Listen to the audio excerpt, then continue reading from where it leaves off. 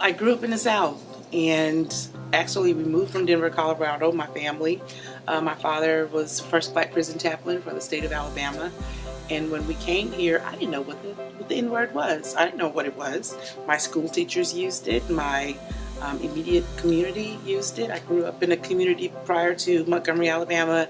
In Denver, my next door neighbor was a little white girl named Heather Dotson, freckle faced. My next door neighbor was Mr. and Mrs. Bookthorn. They taught us how to make, Vietnamese food.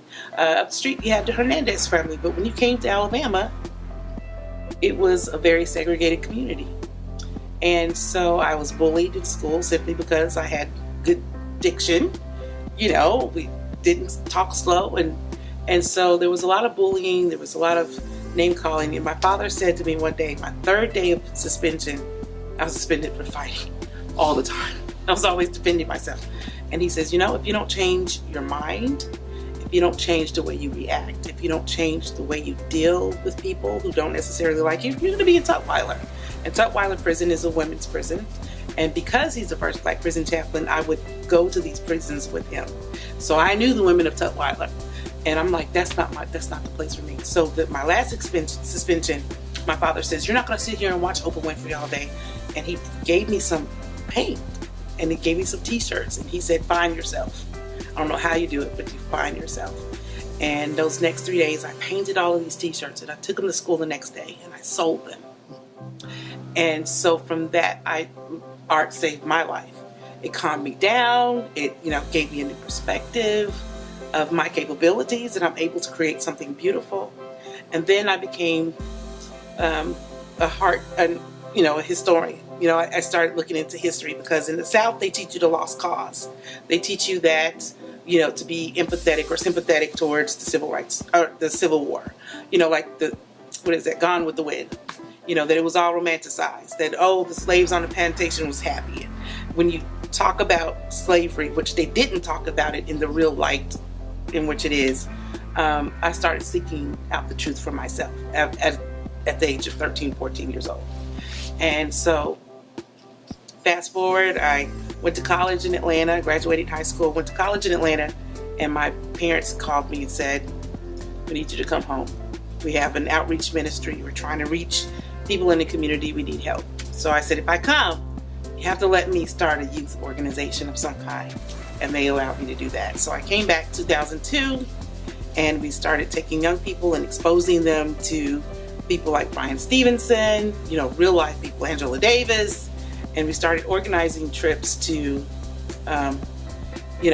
various places, and the work has been tremendous. We did not know that it was going to evolve into tourism, bringing people to the state, bringing students to Montgomery, Alabama to share these narratives of resiliency and the whole I am more than message. We can be more than this statistics, this generalization that we're all lazy or stupid and so basically that's the work. Send young people out of Chicago or Ferguson or some of these hard hit areas that are suffering from post-traumatic stress. Send them to Alabama for 3 or 4 days. We'll have a place to host them, and then monitor them as they go back, as their life changes from just knowing the truth. You know what I'm saying?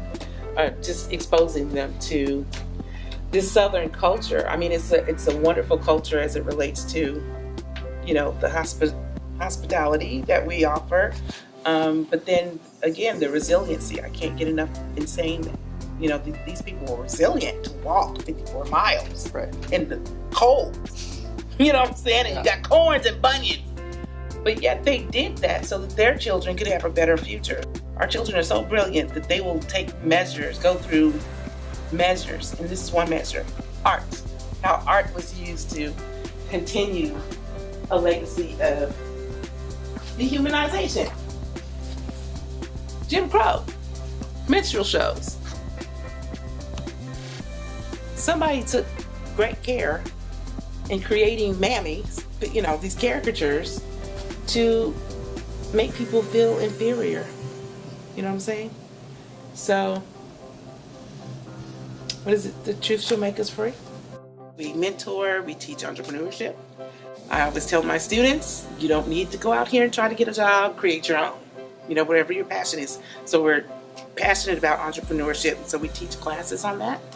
We teach classes on, just basic how to introduce yourself to someone. In the South, you do not shake a man's hand and look them in the eye. Something that simple.